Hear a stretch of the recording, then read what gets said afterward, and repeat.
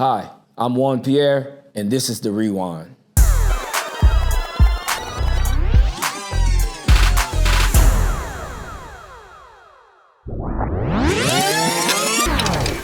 Get ready for game number one of this 2003 World Series. The Florida Marlins, the New York Yankees.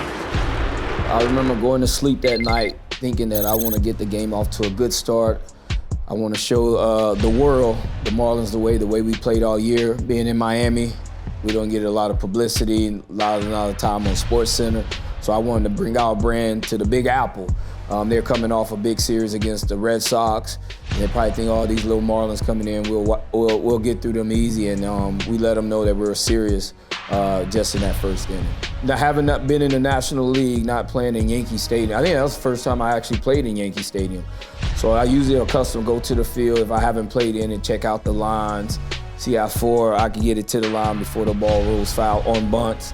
The grass, the thickness of the grass, how hard I have to push it, or do I have to push it less hard if it's cut shorter. So we did all that pregame. I got all that stuff down, and this is stuff I normally do.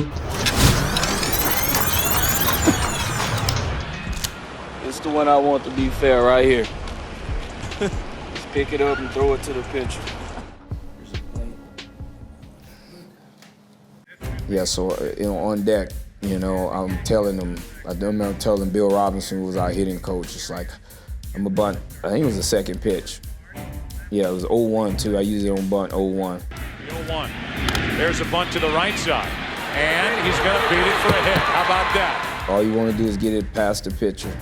Hopefully Nick Johnson actually did a great job by not going to get it, but I was too fast going there. It was actually the ball down. Usually like a ball up when you want to bunt like that, but I was floating. The World Series, dream about it all your life.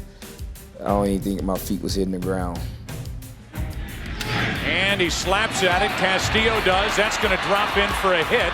And Pierre is going to go all the way to third base.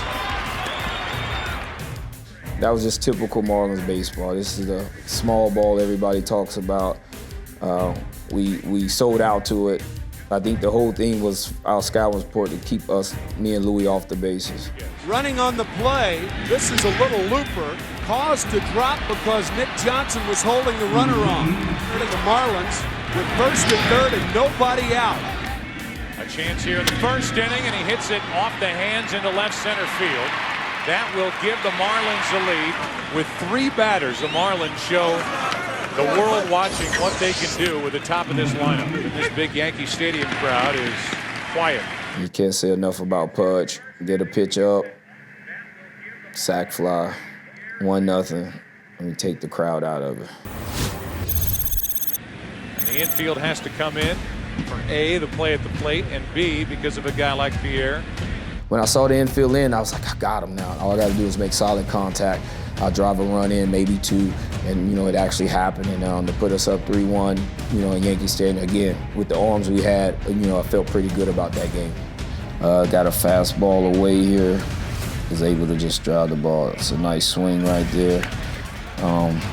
Sui did a good job coming in, and he just awesome. I usually don't show emotion like that. Slamming on the bag right there. And I just knew I had to not hit it right at him. And it was a good swing, good pitch, but a better swing. And I think it got us where we needed to be that rest of the game. Strangely to say, you kind of zone out where you don't really hear nothing. I didn't really look in the stands. And the side note, this is the game where Jay-Z, I met Jay-Z the only time, running out on the field when he put me in the deja vu song. So this is the at bat. Because I think I ran back on the field and he told us, hey man, slow down, you killing us.